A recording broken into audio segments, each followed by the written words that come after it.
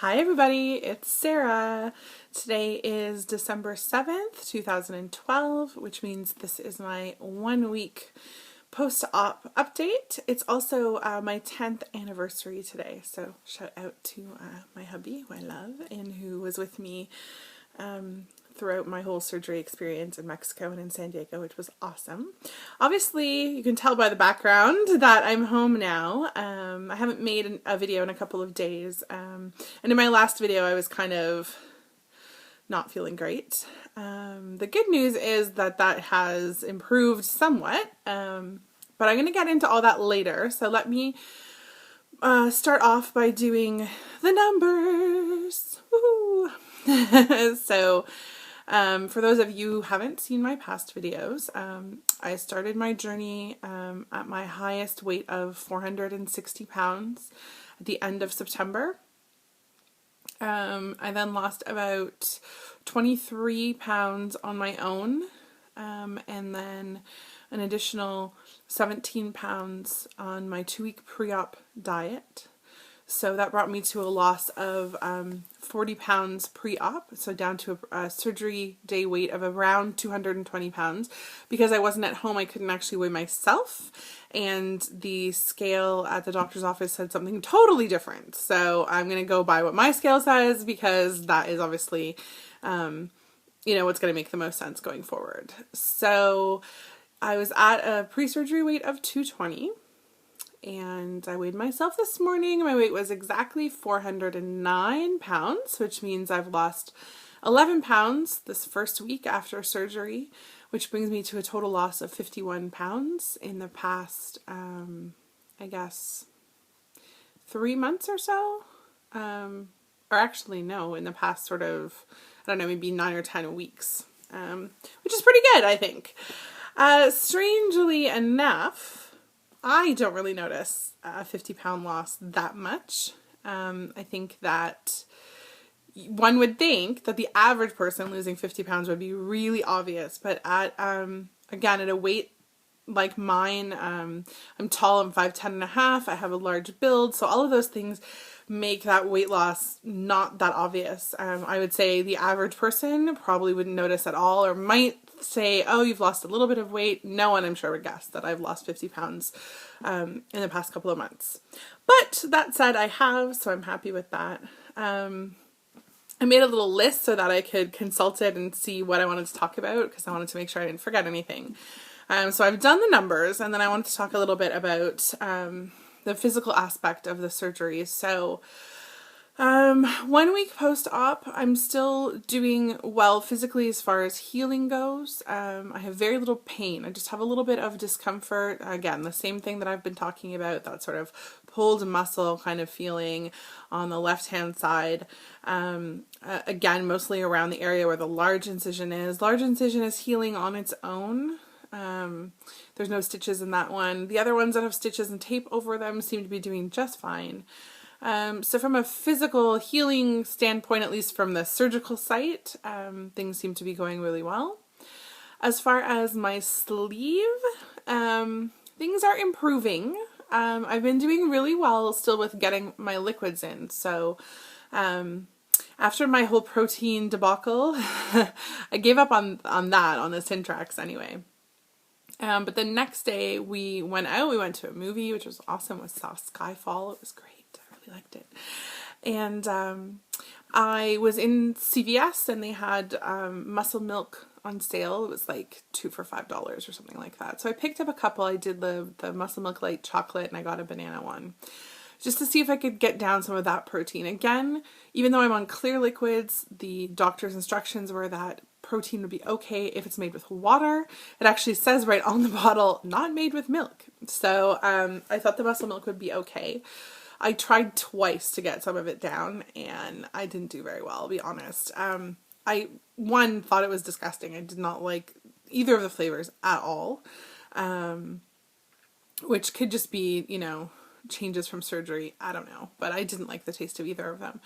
But I just couldn't get it in. So I sort of gave up on the protein, to be honest. I know that might make me a terrible person, but I just thought I'll wait until I get home. I had a plan in mind for when I got home.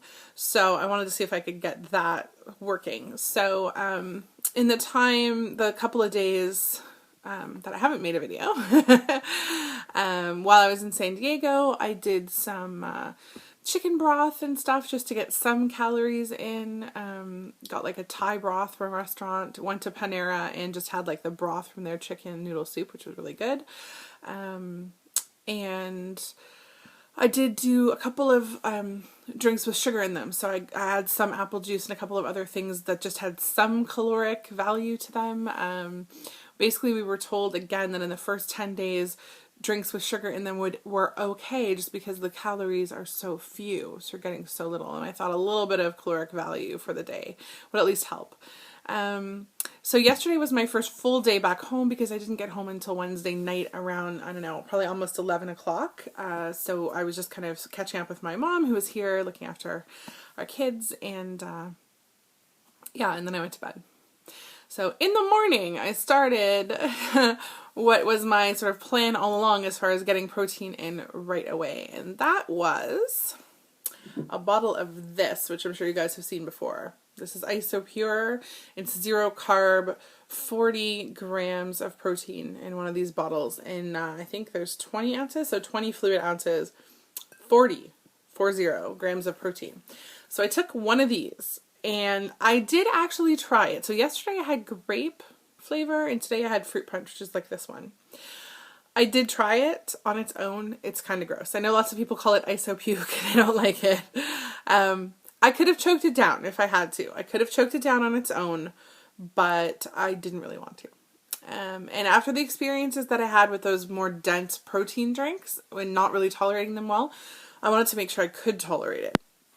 So I took one of these, and then I took 3 500 milliliter, which is about 17 ounce bottles of water, and I put all of that into a like a pitcher. And then I put one of these in there. This is a Crystal Light. This one happens to be fruit punch. Yesterday I did grape because I was doing grape flavor. I put in a package of Crystal Light. Yesterday I put in the IsoPure, then I put in the Crystal Light, mixed it together, and then put in the water. And that left clumps in the Crystal Light. Not a good plan. Today I put in the water, then the Crystal Light, then I mixed in the IsoPure. Worked a lot better. So with those two things, I think it's about 200 calories altogether, and it ends up being about 71 ounces of fluid. I also put some ice cubes in every glass that I had. So overall yesterday, I think I also had a little bit of broth yesterday. I probably had about 80 ounces of fluid and about 40 grams of protein. So fluids wise, I'm there. Protein wise, not quite, but I'm doing a lot better than I was the first few days. So I'm going to continue doing that for the next couple of weeks for sure. Hopefully next week I'm going to try and add in a protein shake in the morning. Probably just one of the ready to drink Premier Protein that they sell at Costco. 30 grams of protein in those. They seem to be pretty light, and I tolerated them really well before surgery, so hopefully I will after surgery. So that's been how I've been approaching getting my fluids in. The thing is that yesterday, I mean, that was pretty much the only thing I had all day. The Crystal Light does help the taste of the IsoPure. It's still a bit chalky, it still tastes a bit artificial, but it's better than nothing. But it is a struggle to get all of that in, that same flavor all day, but it seems to be the only way I can do it. So I'm going to stick with that plan for a little while. I still have 3 more days to go, or 4? 3 or 4 days to go on my purely liquid diet, like not even full liquids, clear liquids. So yeah, good times. One thing that I noticed that is really affecting the way things taste is I have that gross, like white, actually right now if you looked at it, it probably wouldn't be white because it's like fruit punch color from the Crystal Light, but that white thick coating on my tongue, and it tastes disgusting. And I'm pretty sure, and I might be wrong, but I'm fairly certain that that's from ketosis, from burning fat, which is great, but it tastes really disgusting. And so I feel like I have constant disgusting breath. I can taste it in my mouth. Whatever I drink tastes like that. If I drink water, it tastes absolutely gross to me because of that. I hope that doesn't last forever because it really is grossing me out totally. It's probably at this point the worst thing for me right now.